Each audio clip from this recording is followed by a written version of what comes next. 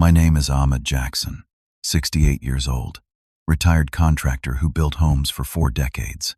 These calloused hands tell stories of hard work that put my son Thomas through law school. He became a successful attorney, everything I dreamed for him. When he met Stephanie from a wealthy family, I was thrilled. Little did I know, appearances can be deceiving. Despite my simple lifestyle, few knew about my hidden wealth. Before I tell you how my son's fiancée humiliated me and what happened next, let me know where you're watching from and hit that subscribe button if you value family over money. I was born to immigrant parents who arrived in America with nothing but hope and determination. My father worked 3 jobs to keep food on the table, while my mother sewed clothes for the neighborhood to earn extra income. They emphasized education, but college wasn't in the cards for me.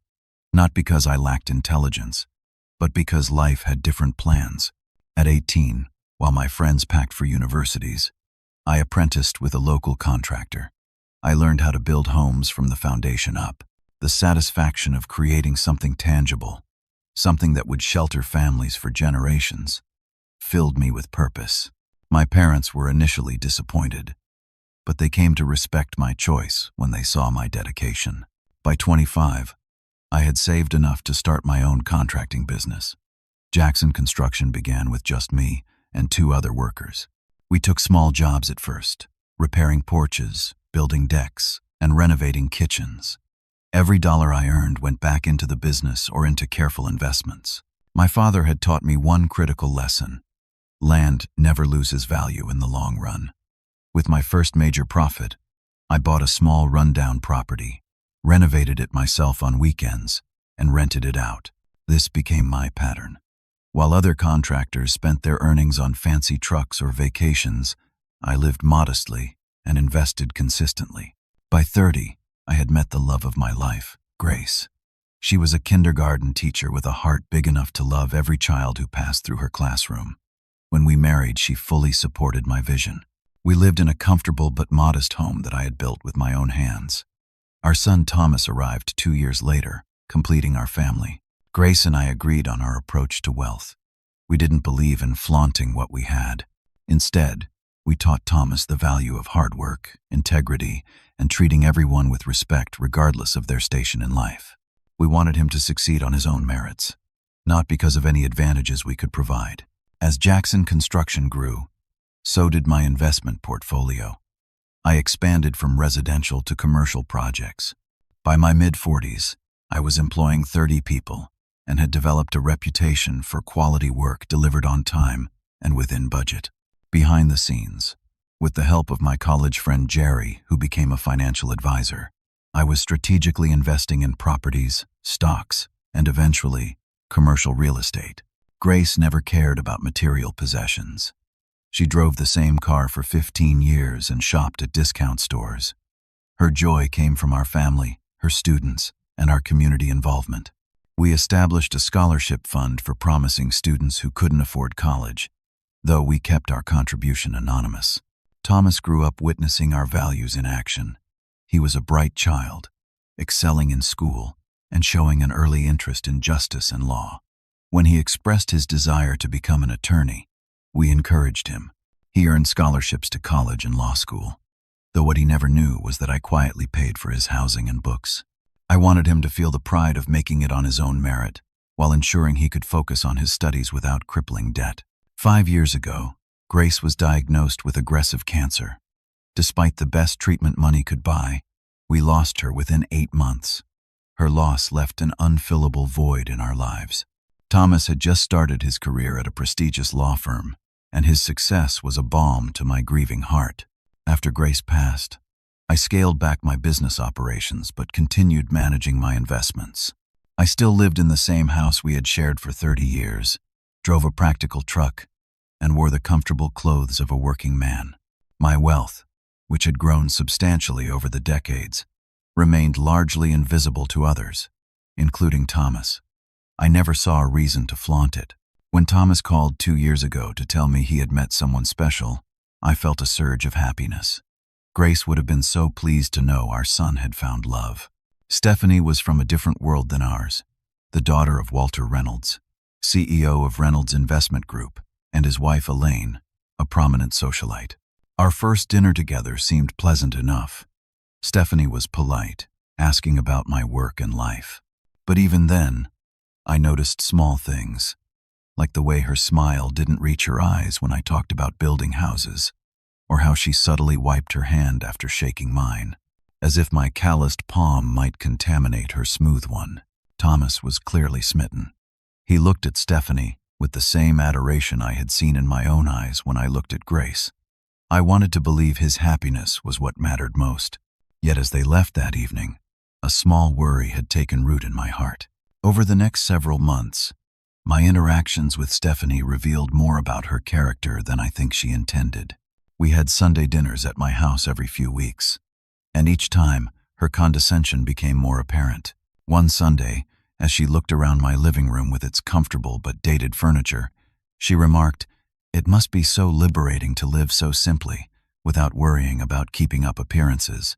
The comment stung, not because I cared about her opinion of my home, but because of the superiority in her tone. Thomas had always been so proud of his heritage, the home he grew up in.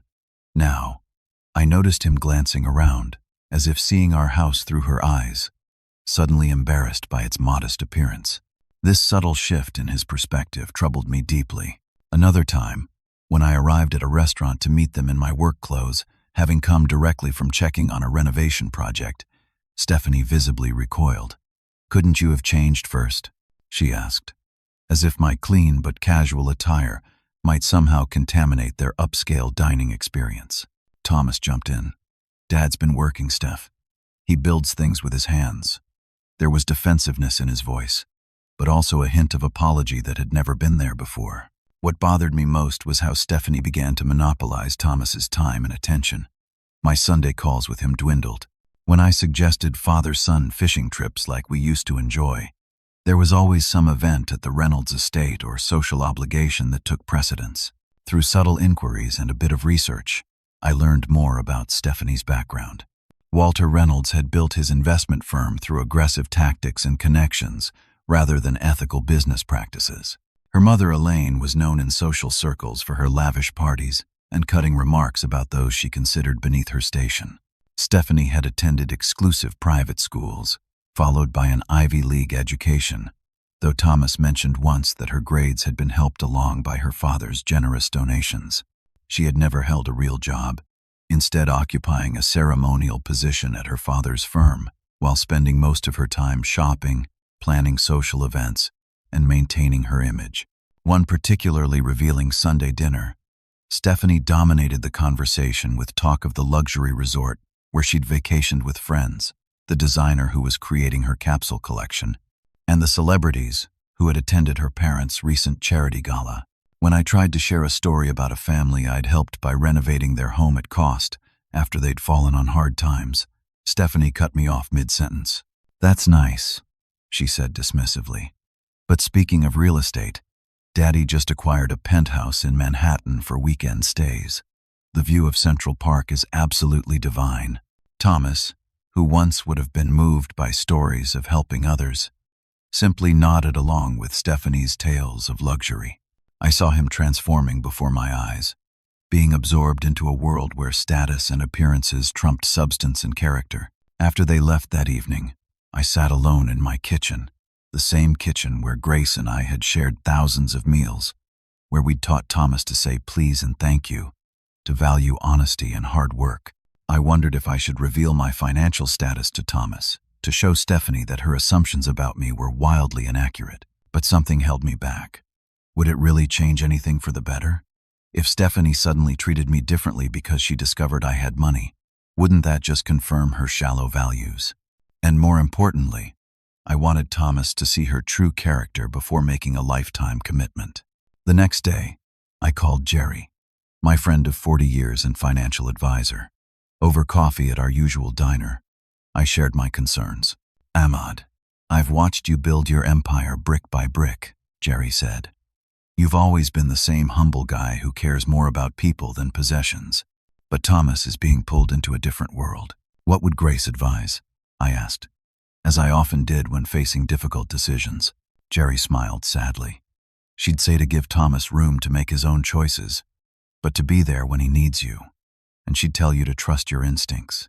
My instincts were telling me that revealing my wealth wasn't the answer yet. I needed to see how this situation would unfold naturally. If Thomas couldn't see through Stephanie's materialism and snobbery on his own, would my intervention really help him in the long run?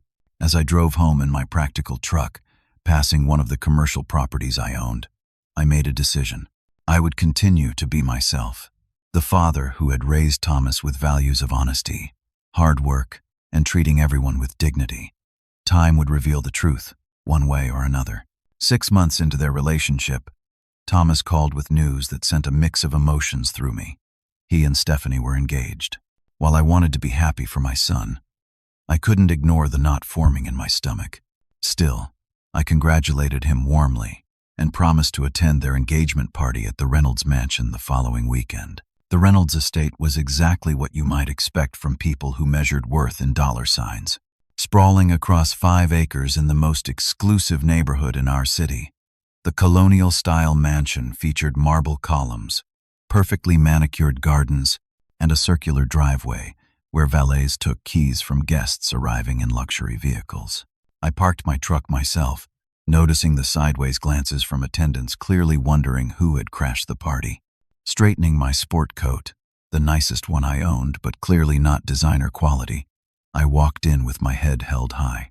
I may not have belonged in this world of excess, but I had nothing to be ashamed of. The interior of the mansion was a monument to conspicuous consumption. Crystal chandeliers, original artworks that I recognized as being worth millions, and furnishings that probably cost more than most people's homes. Waiters circulated with champagne and hors d'oeuvres on silver trays. Thomas spotted me and hurried over, giving me a quick but warm hug. "Dad, I'm so glad you made it." There was genuine pleasure in his eyes, and for a moment, I saw my son again, rather than the man Stephanie was reshaping. "Wouldn't miss it," I assured him. "Your mother would be so proud of the man you've become." I meant it too, though I wondered if Grace would share my concerns about the direction his life was taking. Walter Reynolds approached, champagne in hand. He was tall, tanned, with perfectly styled silver hair, and a smile that never reached his cold blue eyes. "So this is the famous father," he said, extending his hand. "Thomas speaks highly of you." His handshake was firm but brief, as if he couldn't wait to disengage. "Quite a different world from construction, isn't it?"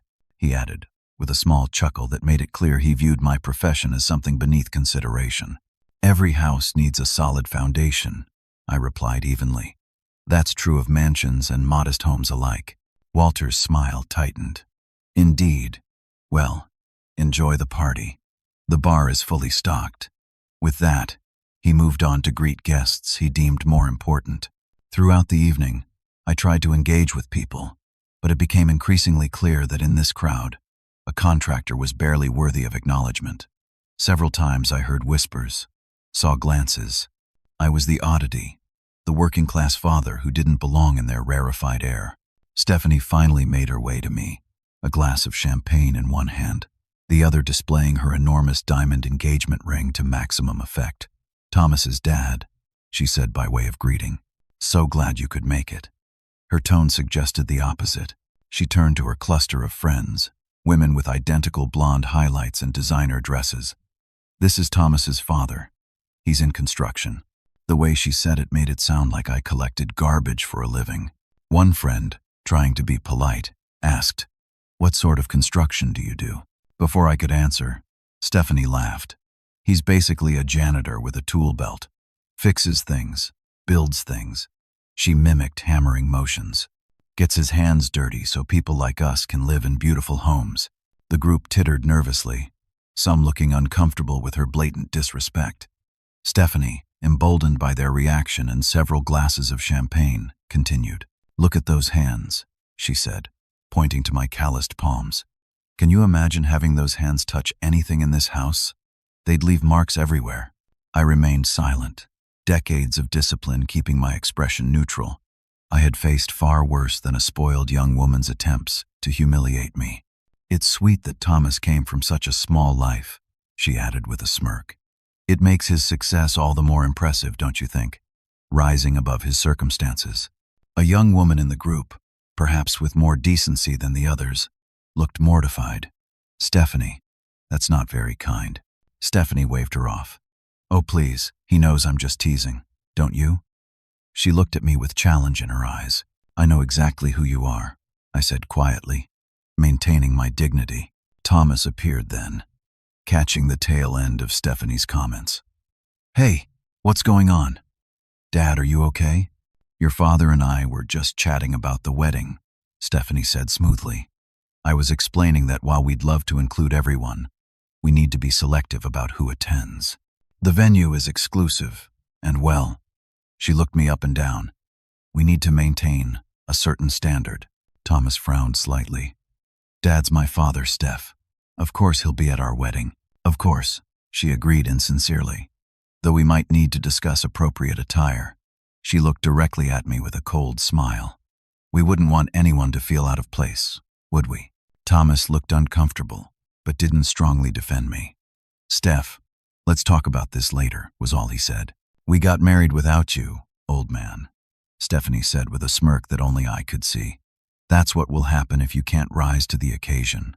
I simply smiled, excused myself politely, and stepped away. The pain wasn't from her rudeness, which reflected on her character, not mine. The real pain came from watching my son stand by, without truly standing up for the values I thought I had instilled in him. As I drove home that night, the mansion's lights fading in my rearview mirror, I thought about the choices ahead. I had built my life and fortune on hard work, integrity, and treating others with respect. Thomas was at a crossroads, being pulled toward a world where none of those qualities seemed to matter. My phone rang as I pulled into my driveway. It was Jerry. "How bad was it?" he asked. Knowing me well enough to anticipate the evening would have been challenging. "Worse than I expected," I admitted, recounting Stephanie's behavior.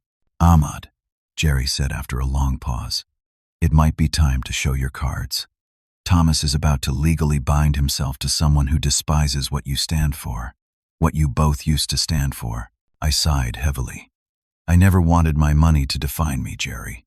Not to my son, not to anyone." "It won't define you," Jerry assured me. "Your character defines you.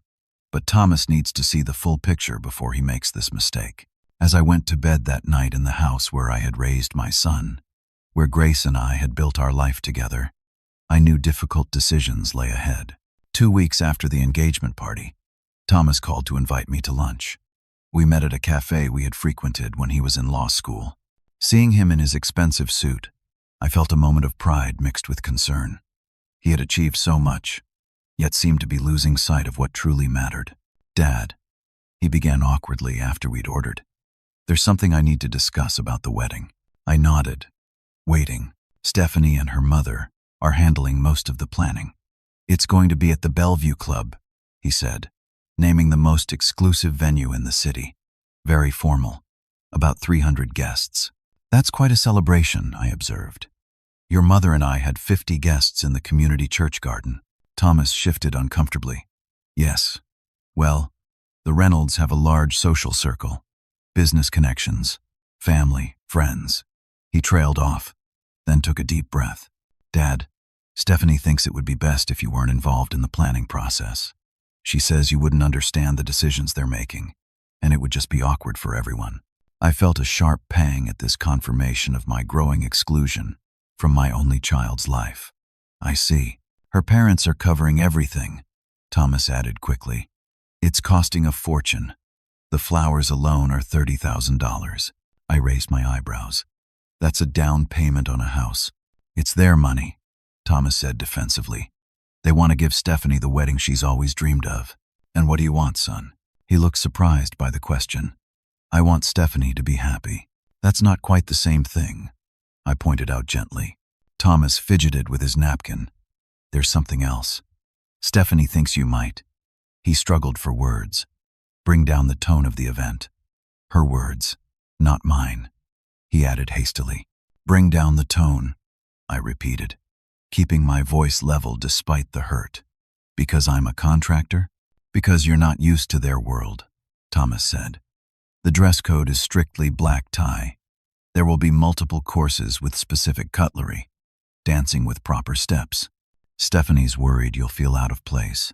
Or make her look bad, I suggested. Thomas didn't deny it. I told her you're my father and you're attending no matter what. But Dad, maybe we could get you a new suit.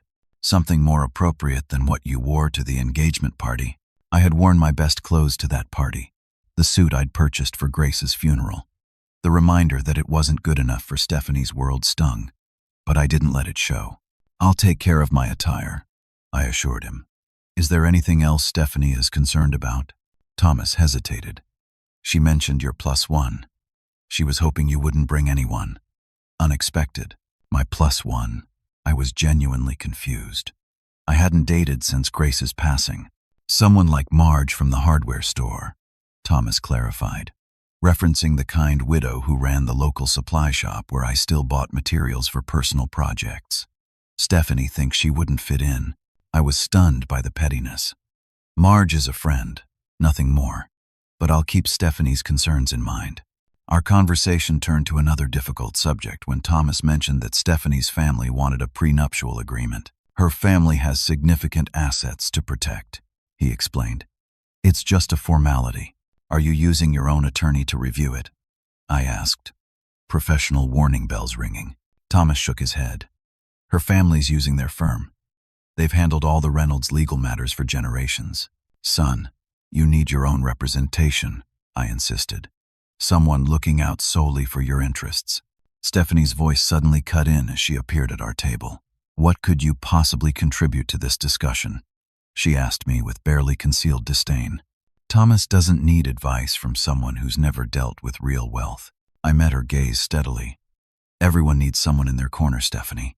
We have the best attorneys in the state, she dismissed. Daddy's taken care of everything. After she joined us, the conversation became strained. When they left, I immediately called Jerry and arranged for him to connect Thomas with Harold Winters, one of the top family law attorneys in the country, and an old client of mine for whom I'd built a vacation home at cost. Harold reached out to Thomas, presenting himself as a law school alumni connection, offering professional courtesy. To my relief, Thomas accepted the help, unaware of my involvement. Harold later reported to me that the original prenup had been egregiously one-sided, and he'd negotiated significant improvements to protect Thomas. The weeks passed, and my exclusion from wedding planning continued. Thomas became increasingly distant, caught up in Stephanie's world of luxury and status. When we did speak, he seemed distracted, our conversations superficial. One evening, my doorbell rang unexpectedly. It was Thomas, looking troubled. Can we talk, Dad? We sat in the kitchen, the heart of the home where we'd shared countless conversations over the years. Stephanie said something today that bothered me, he admitted. She was discussing seating arrangements with her mother, and when your name came up, she suggested putting you at the family obligation table in the back. I kept my expression neutral. And this surprised you? She said you wouldn't know anyone at the main tables anyway, Thomas continued. That you wouldn't be able to participate in the conversations about travel, investments, or society. What did you say to that? I asked quietly. Thomas looked down. I told her you were my father and deserved respect. He paused, but I didn't insist on changing the seating arrangement. I nodded slowly. Thomas, do you remember what your mother used to say about character? That it's revealed through how we treat those we think can do nothing for us. He recited automatically. I've watched Stephanie treat service staff, my colleagues, and me with contempt, I said gently. Is that the person you want to spend your life with? She just comes from a different world, Dad, Thomas defended, but I could see doubt in his eyes. She can be kind and loving when we're alone. Character isn't something you put on and take off like a coat, I reminded him. It's who you are consistently, especially when tested. Thomas didn't stay long after that. As he left, he handed me an envelope, the formal wedding invitation. Inside was a handwritten note from Stephanie.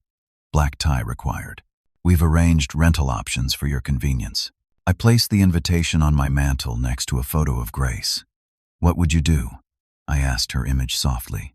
Though no answer came, I felt certain she would want me to fight for our son's future happiness, even if it meant revealing what I'd kept private for so long. The wedding was 1 week away, and the rehearsal dinner was scheduled at Elysium. a five-star restaurant where reservations were typically booked months in advance.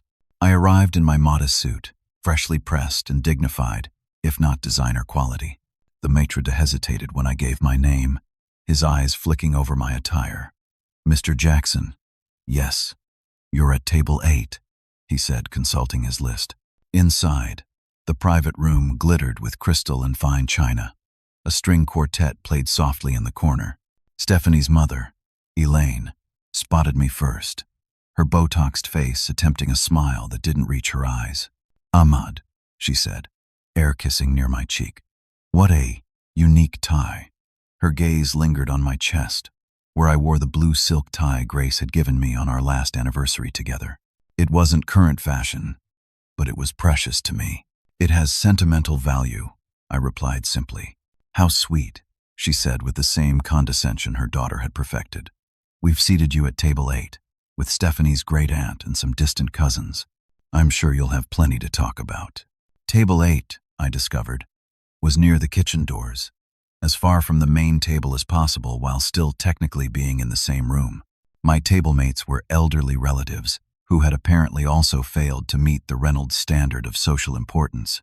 Stephanie's great-aunt Harriet, however, proved to be delightful company. At 82, she had no patience for pretense. "So you're Thomas's father," she said, eyeing me appraisingly. "The contractor who raised him alone after his mother passed." "Yes, ma'am," I confirmed. She nodded approvingly.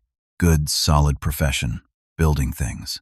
My late husband was in construction too, started as a bricklayer and built half the schools in this city." She leaned closer. "Between us, my niece and her husband are terrible snobs. New money, you know. Always the worst kind." I found myself warming to Aunt Harriet immediately. As we chatted, I overheard a conversation from the table behind me, where Stephanie was speaking with her bridesmaid.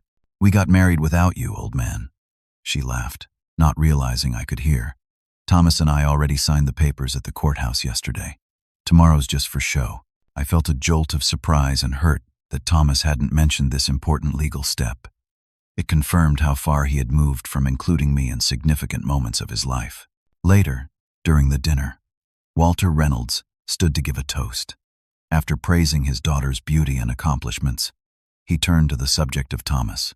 "When Stephanie first brought Thomas home, I'll admit I was concerned," he said with a chuckle that invited others to join in his amusement. "A public school kid from a modest background who worked his way through law school. Not our usual social circle." There were polite laughs around the room.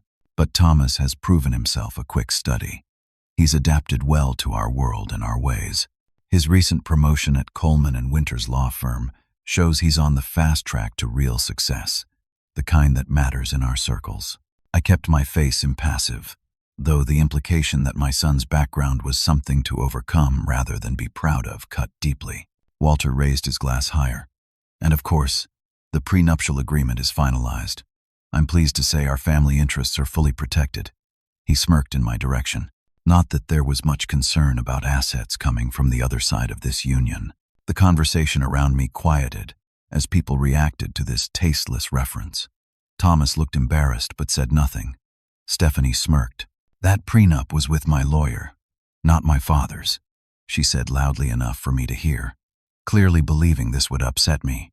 She had no idea that her father's prenup had been completely rewritten by Harold Winters, now heavily favoring Thomas in many respects. Despite Stephanie's belief that she had outmaneuvered us, I excused myself quietly, stepping outside to make a phone call. "Jerry," I said when my friend answered, "is everything set for tomorrow?" "All arranged," Jerry confirmed.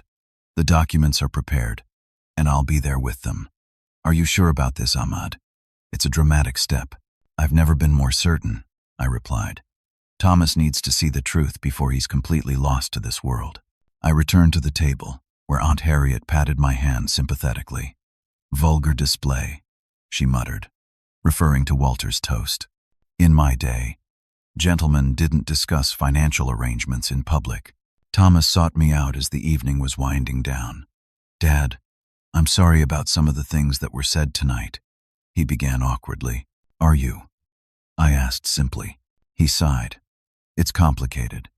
Stephanie's family has certain expectations, certain ways of doing things. And those ways include publicly humiliating the father of the groom.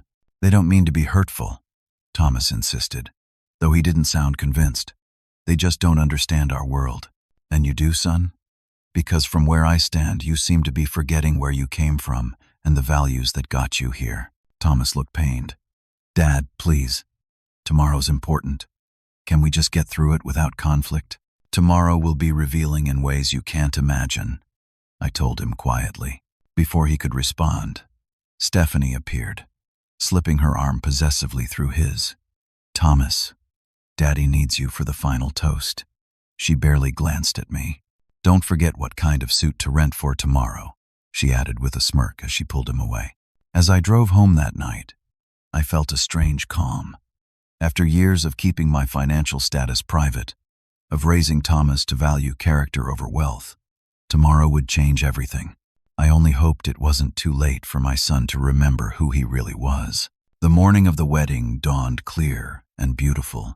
I spent extra time getting ready, knowing this would be a day that changed the course of my relationship with Thomas, for better or worse. I opened the garment bag hanging in my closet, removing the custom-tailored tuxedo I had ordered specifically for this occasion. Made by the same exclusive tailor who dressed presidents and CEOs, it fit perfectly, the finest quality visible in every stitch. I added platinum cufflinks that had belonged to my father, my one concession to family sentiment. When my doorbell rang, Jerry stood outside, elegantly dressed in his own tuxedo, a slim leather portfolio under his arm.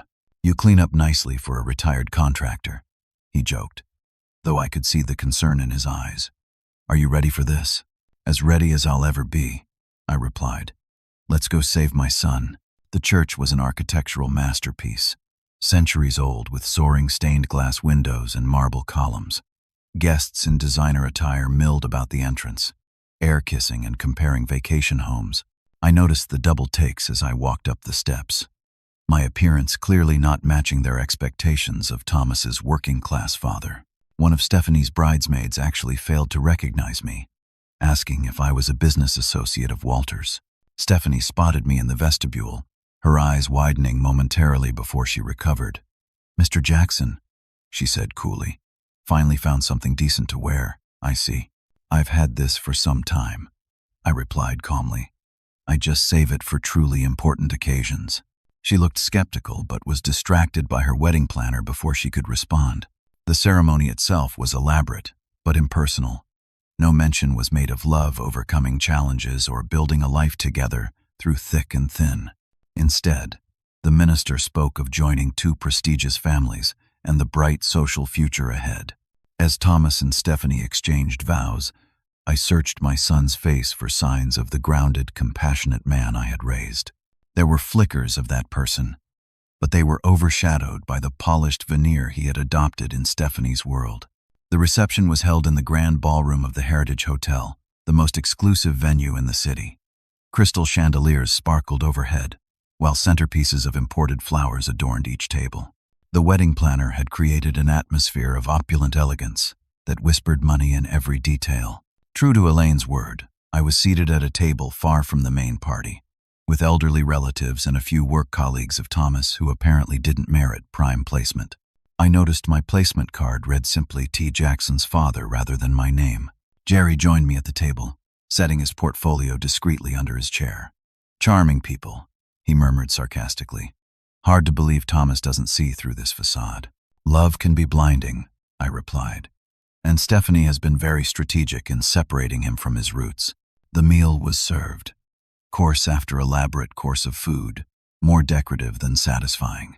Throughout dinner, I watched as Stephanie worked the room like a politician, charming important guests while ignoring those she deemed insignificant. When it came time for toasts, Stephanie's father rose first. His speech praised his daughter's accomplishments, most of which seemed to involve spending his money and attending exclusive schools. He then turned to Thomas with the same condescending tone he had used at the rehearsal dinner. Thomas, you've proven yourself worthy of joining our family, he said, raising his champagne glass. From modest beginnings to a rising star-in-law, you've demonstrated the ambition, and adaptability we value. Welcome to real success. I noticed I had been deliberately skipped in the toast lineup. Traditionally, the father of the groom would speak after the father of the bride, but the microphone was passed directly to the best man. The message was clear. My words were not considered worthy of this gathering. As the best man finished his speech, I caught Jerry's eye and nodded slightly. It was time. I stood and clinked my glass with a spoon, the sound ringing out across the ballroom. Conversations halted as hundreds of eyes turned toward me in surprise. "I believe the father of the groom traditionally offers a few words," I said pleasantly but firmly. The wedding planner looked panicked, consulting her clipboard and then shooting a questioning look at Stephanie, who was glaring daggers at me. With no graceful way to stop me without creating a scene, the microphone was reluctantly brought to my table. I stood, straightened my custom tuxedo, and addressed the crowd with the quiet confidence of a man who had nothing to prove. For those who don't know me, I'm Ahmad Jackson, Thomas's father. I smiled warmly at my son, whose expression showed a mix of apprehension and curiosity. First, I want to congratulate the beautiful couple on their union. There were polite murmurs of approval at this conventional opening. When my late wife Grace and I welcomed Thomas into the world 30 years ago, we had dreams for him, as all parents do. We wanted him to be honest, hardworking, and kind, to value people for their character, not their possessions or status, to find love based on mutual respect and shared values. I paused, letting my gaze sweep the room. Grace was a kindergarten teacher. I built houses. We lived simply but richly, measuring wealth in moments of connection, acts of integrity, and the positive impact we had on others' lives. Thomas was watching me intently now, perhaps hearing echoes of the values that had shaped his early years. "I've been fortunate in many ways," I continued. "I found true love with Grace. I raised a son I've always been proud of, and I've enjoyed work that created homes where families built their lives. Along that journey, I learned that appearances can be deceiving, and that true worth isn't displayed on designer labels or luxury cars." Walter Reynolds shifted uncomfortably in his seat, clearly impatient with my philosophical detour from standard wedding toast fare. Stephanie whispered something to a bridesmaid, rolling her eyes. "As is customary, I've prepared a wedding gift," I announced, motioning to Jerry, who stood and brought his portfolio to me. "Thomas, Stephanie, would you join me for a moment?" They approached somewhat reluctantly, Stephanie's expression suggesting she expected something embarrassingly modest that she would have to pretend to appreciate. "Thomas," I said, opening the portfolio and removing a set of documents, "these are for you, with all my love and best wishes for your future." He took the papers with a questioning look. As he began to read, his expression transformed from confusion to shock. "Dad, this says." He looked up at me, unable to complete his sentence. "That's correct," I confirmed. "Those documents transfer ownership of Jackson Holdings to you. The company includes 20 commercial properties across 3 states, including the Reynolds Financial Building downtown, where your father-in-law's company is actually my tenant." A shocked murmur rippled through the ballroom. Walter Reynolds stood abruptly, his face flushing. "What is this nonsense?" he demanded. Jerry stepped forward smoothly. "Perhaps this will clarify matters." He handed Walter a business card. "I'm Gerald Steinman, CEO of Steinman Financial Advisors and manager of the Jackson investment portfolio." Walter's face drained of color as recognition dawned. Steinman Financial was one of the most respected wealth management firms in the country, handling assets for only the wealthiest clients. "The portfolio currently valued at $29 million, Jerry continued pleasantly, "not including the real estate holdings, which are valued separately at approximately $43 million. Stephanie's champagne glass slipped from her fingers, shattering on the floor. No one moved to clean it up, all attention riveted on the unfolding scene. "Thomas," I said gently, "I never told you about my financial success because your mother and I wanted you to develop your own character without the burden or privilege of wealth. Every scholarship you earned, every accomplishment, was achieved on your own merit."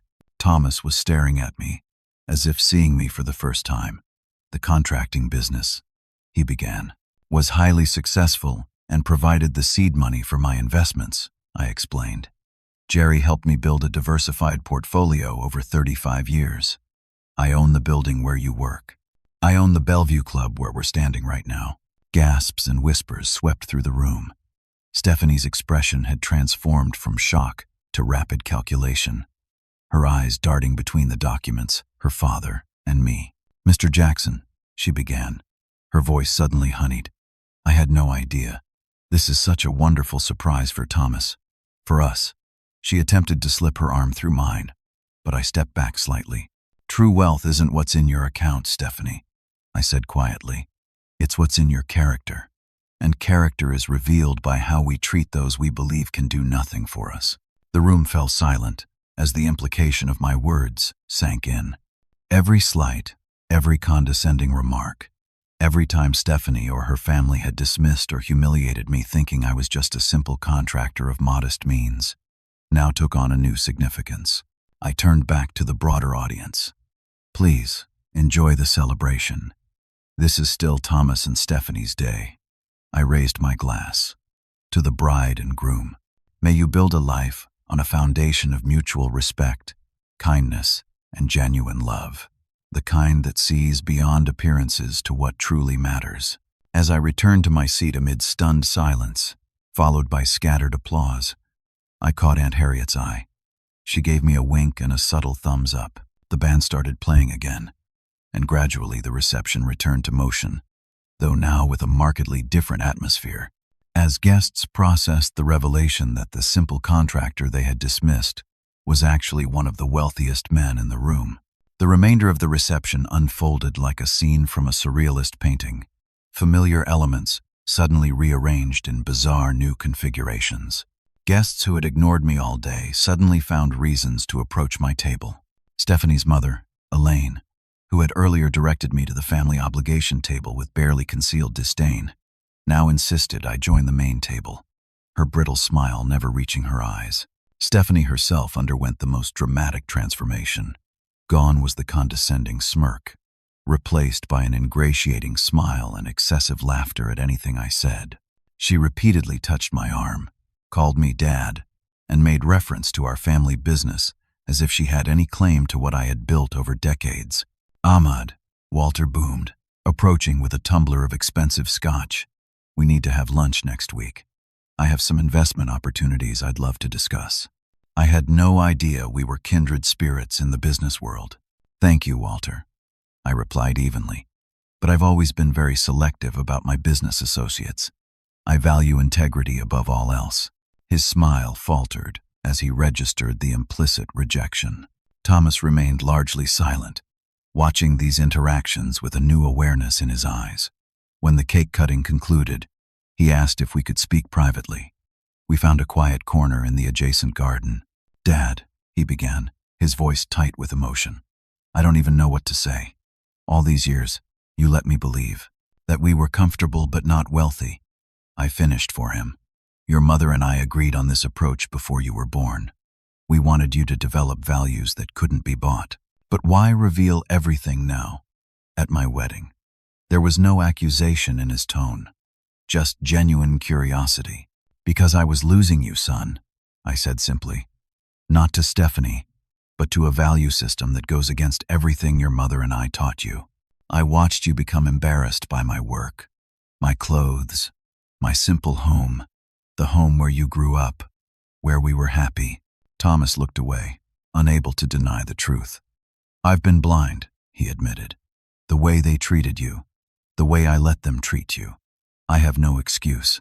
You were in love," I said gently, "or in love with the idea of Stephanie and her world. I thought I was. Now I'm not sure what I feel." He glanced across the garden where Stephanie was animatedly explaining something to her bridesmaids, likely the unexpected development of her father-in-law's fortune.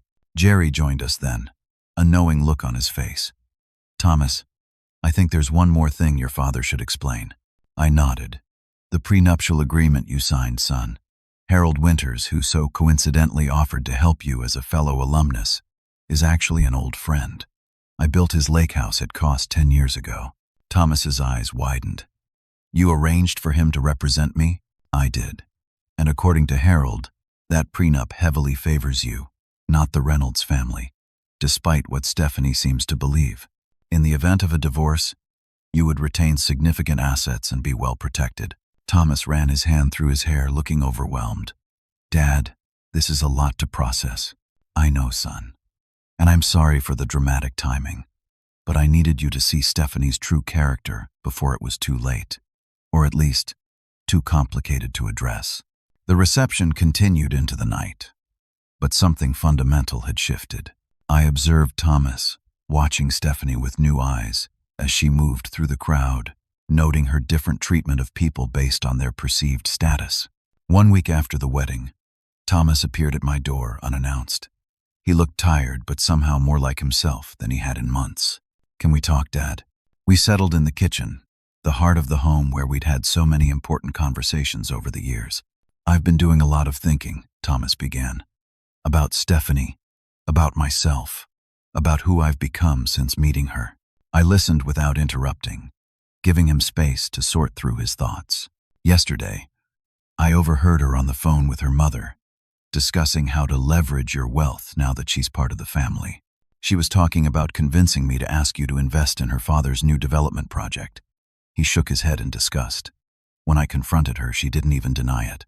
She said it was just smart business, using connections. And how did that make you feel? I asked quietly. Like I'd woken up from a trance, Thomas admitted. I suddenly saw clearly how she'd been subtly molding me, pulling me away from the values you and Mom taught me, how she'd isolated me from you because you represented those values. I reached across the table and squeezed his shoulder. People can change, son. Maybe with time. Thomas smiled sadly. I've given it a lot of thought, Dad. I don't think Stephanie married me. I think she married the idea of me, the status of being a lawyer's wife, and now, access to your wealth. That's not a foundation for a lifetime together. 3 months later, Thomas filed for separation. Stephanie contested it bitterly, especially when she learned that the prenuptial agreement she thought favored her family actually protected Thomas, and by extension, my assets that would eventually pass to him. The divorce was finalized within 6 months. Thomas moved temporarily into my guest room while searching for a new place, a step back that ironically moved him forward in reclaiming his authentic self.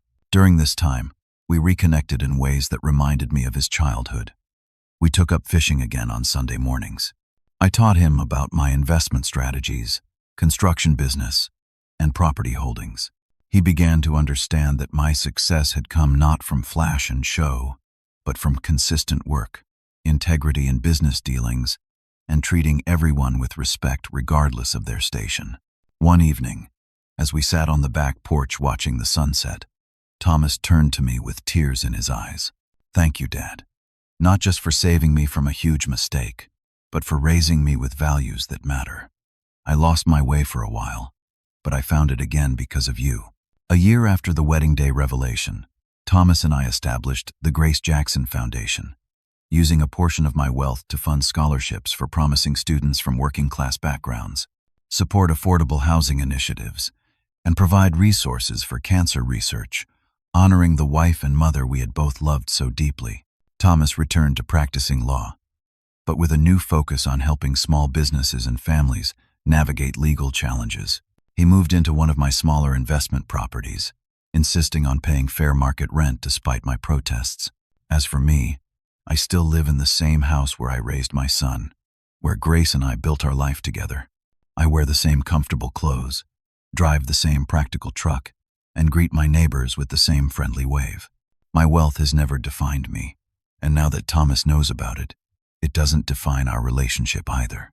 The greatest lesson in all of this, one I try to share with others who will listen, is that character reveals itself in how we treat those we believe can offer us nothing in return.